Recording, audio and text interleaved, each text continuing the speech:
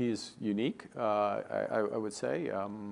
25 years, I was telling Glenn Stevens this, 25 years, and he has not taken a day off, 25 years straight as either chief minister in Gujarat or prime minister, not one day off. He gets 250,000 people at his rallies.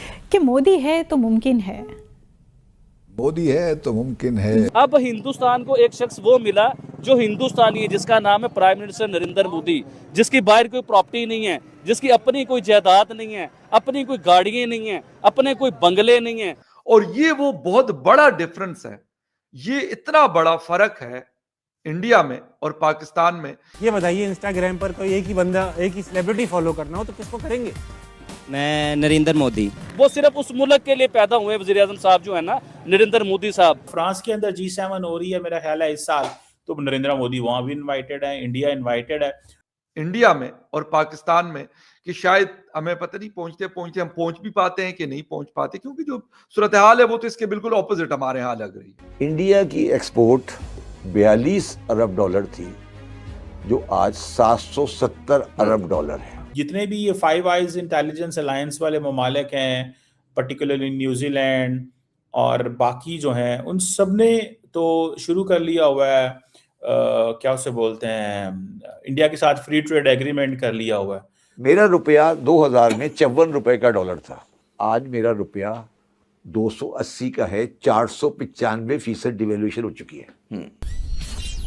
नमस्ते दोस्तों, जय Hind. Hindustan special में आपका स्वागत है दोस्तों। Canada के prime minister Mark Carney Bharat के दौरे पर आए और प्राइम मिनिस्टर मोदी से मिलने के बाद उन्होंने उनकी दिल खोलकर तारीफ की है। मार्क कार्नी ने उन्हें अलग तरह का नेता बताया। कार्नी ने एक कार्यक्रम में अपने हालिया भारत दौरे और प्राइम मिनिस्टर मोदी से मुलाकात को याद करते हुए कहा कि मोदी की कार्यशैली और काम के प्रति उनका समर्पण बेहद अलग है। उन्होंने कहा यह व्यक्ति अलग तरह का है।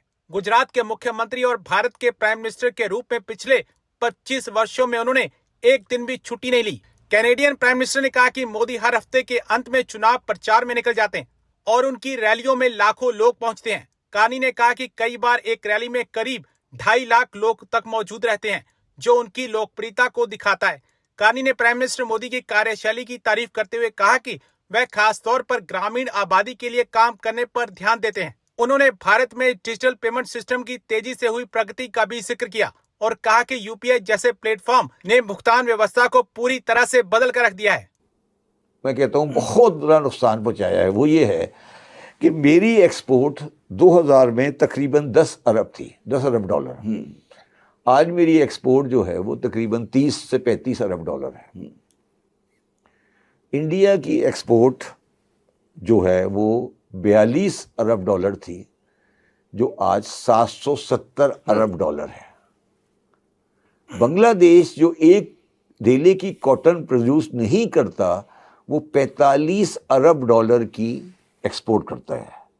और जो आपका जो वियतनाम है वो 575 अरब डॉलर की एक्सपोर्ट करता है। तो मुझे ये बताओ कि आप ख्वाहिश तो कर रहे हो और एक्सपोर्ट नहीं कर रहे, तो वो कैसे बैलेंस होगा? वो चीज़ कैसे बैलेंस होगी जो आपके लिए बुनियादी चीज़ है, जो आपका कभी बैलेंस नहीं हो सकेगा? परसेंटेज के हिसाब से अगर आप इसको और हमारे नाजरीन के लिए बयान कर सकें कि पाकिस्तान की 250% बढ़ी और खुदा आपका भला करे भारत की 1733 जी है ना, बांग्लादेश की 800% जी, और वियतनाम की 3285% जी। अब कोई कंपैरिजन नहीं है, कोई कंपैरिजन नहीं है। अब मेरा मकसद है पाकिस्तान का कंपैरिजन अब इन मुल्कों से नहीं है। अब हम सब सारण अफ्रीका से कंपैरिजन कर सकते हैं। तो ये मैंने आपको कहा ना, वो मलाल नहीं है। वो मुझे उस बात की करिए कि मलाल नहीं है इस चीज़ का। अच्छा, अब इस पे आ जाएं। अब इसी एक्सपोर्ट के कम होने का अगला इफेक्ट देख लें, जिससे ये सारी मेरा जहन शुरू हुआ। 2000 में इंडियन रुपी कितने का था, आज उनका रुपया कितने का है? मेरा रुपया उस वक्त कितने का था, आज उनका रुपया कितने का है? मेरा रुपया 2000 में 54 रुपए का डॉलर था, आज मेरा रुपया 280 का है, 495% डिवेल्यूशन हो चुकी है। ताकतवर वजीर आजम होता है ना, उसकी ताकत को कमजोर करने के लिए मीडिया को खरीदा जाता है या बड़े एक्सपर्ट लोगों को खरीदा जाता है। जो लोग उस वक्त के सुपरस्टार होते हैं उन लोगों को खरीदा जाता है। कर रहे हैं, देखिए ये इंडिया के अंदरूनी मामला था, हमारा भी इसके ऊपर बोलना नहीं बनता, क्योंकि आपने कहा कि आप मोदी साहब के बहुत बड़े फैन हैं, तो आप बताइए, इसलिए मैं उनके ऊपर ये बात कर रहा हूँ।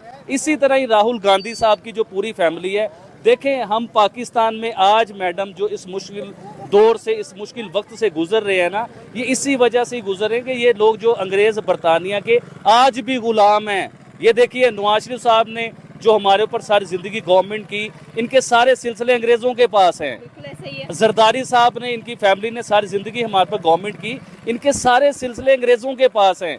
इसी तरह गांधी साहब की जो फैमिली है, बेसिकली गांधी साहब तो हिंदुस्तानी थे, वो हिंदुस्तान के लिए अपनी जान भी कुर्बान करने के लिए रेडी थे, हिंदुस्तान के लिए वो सब कुछ करना चाहते थे। लेकिन उनकी जो जनरेशन थी ना, वो सारे अंग्रेजों में पले बड़े हैं, वो सारे अंग्रेज हैं, प्रॉपर अंग्रेज हैं।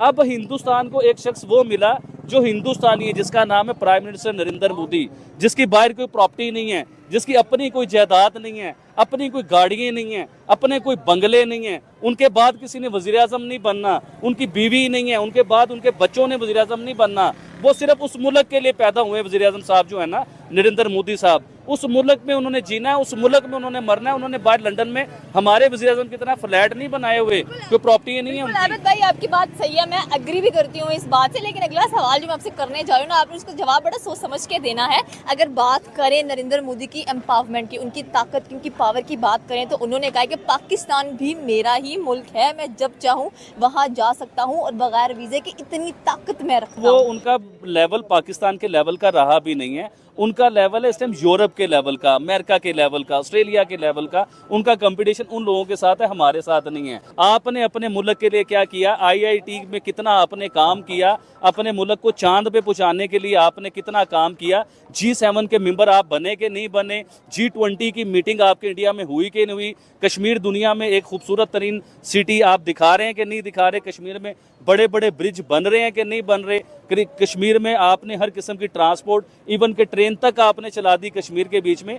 तो हमेशा काम के ऊपर वोट मिलता है मैडम, ये बातों पे नहीं मिलता। अभी देखें जो यूट्यूबर्स वगैरह हैं, जो मीडिया है, जो इस टाइम अभी देखिए मैं सुन रहा था गोदी मीडिया, मोदी साहब ने पूरा मीडिया खरीद लिया, और भाई पूरा मीडिया तो इस टाइम मोदी साहब के एंगेस्ट हुआ है, उनके खिलाफ बातें कर रहा है पूरा मीडिया। अगर उन्होंने जिसने खरीदा हो उसके खिलाफ कोई बात करता है तो पूरा मीडिया उनके। देखिए आपको आईना ऐसा दिखाया जा रहा है कि एक मुहब्बे वतन वजीर आजम ना बन जाए आपका मुल्क का फिर दोबारा, क्योंकि वो सख्त वजीर आजम है, वो सख्त फैसले लेता है। आबिद भाई आप ये कहना चाह रहे हैं कि आईने का एक रुख दिखाया जा रहा है, आईने का दूसरा रुख नहीं दिखाया जा रहा? जी मैडम आप बिल्कुल सही कह रहे हैं। वो कहते नहीं है कि मैंने मोदी साहब से ये बात सीखी, कीचड़ में ही कवल के फूल खिलते हैं, ये मोदी साहब के मुंह से मैंने बात सुनी। उनके इंतखाबी निशान में भी कमल का फूल ही है। जी बिल्कुल है। अभी देखिए ये जो लोग इतने इतने बड़े सुपरस्टार हैं ना, और ये जो कीचड़ उछाल रहे हैं, तो उसी में फूल खिलता है मोदी की तरह, और वो पूरे इंडिया को डेवलप कर देता है, पूरी इंडिया का नक्शा चेंज करता है।